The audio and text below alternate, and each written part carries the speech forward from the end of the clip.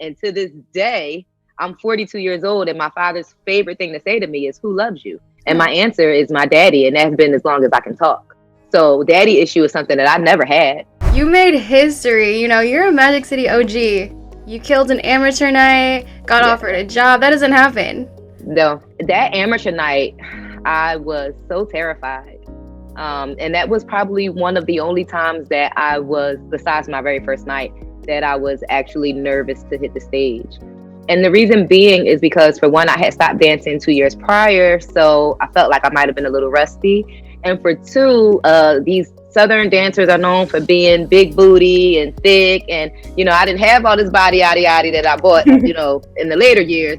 So I was like 110 pounds. I was an A cup, and all these girls was like big and wide and thick, and I'm like so intimidated just by their presence, off stage. But I got on stage and I just let the music take over, and I got into my zone. Your girl is still fire on the pole. I actually wowed Big Magic, who is the owner. Before I even won the contest, I got off stage and he came to me and he's like, "Who are you? Where'd you come from? Like, what's your story? You want a job? You need a job? Do you live here? You want to move here?"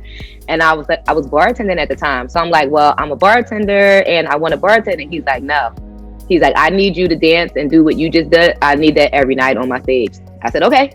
And I started dancing again. From there, about a year later, I became the first feature with a girl named Fierce.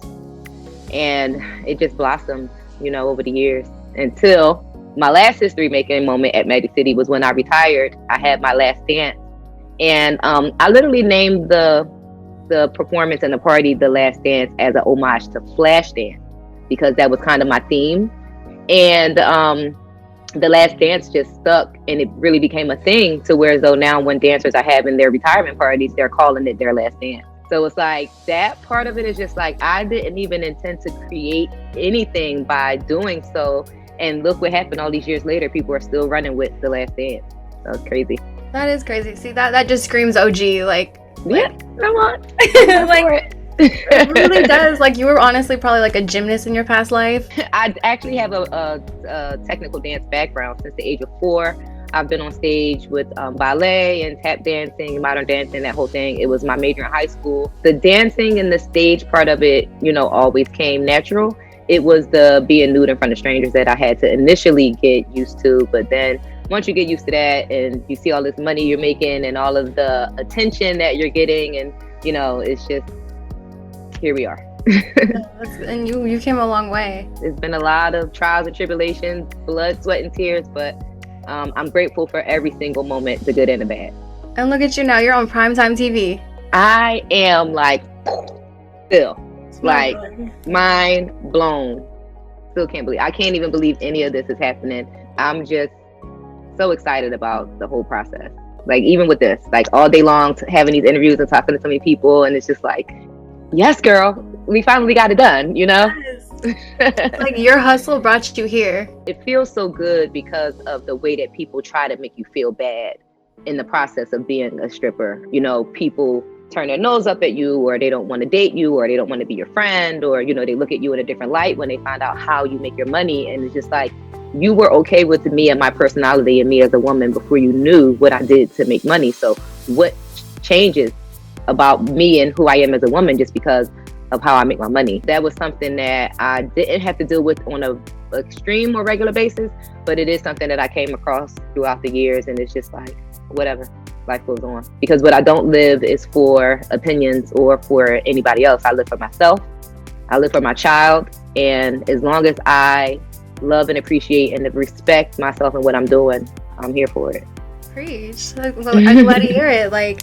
You being on this show is adding representation to an industry that doesn't get it, you know? And it's like, you're showing that these women are buying their houses, they're building businesses.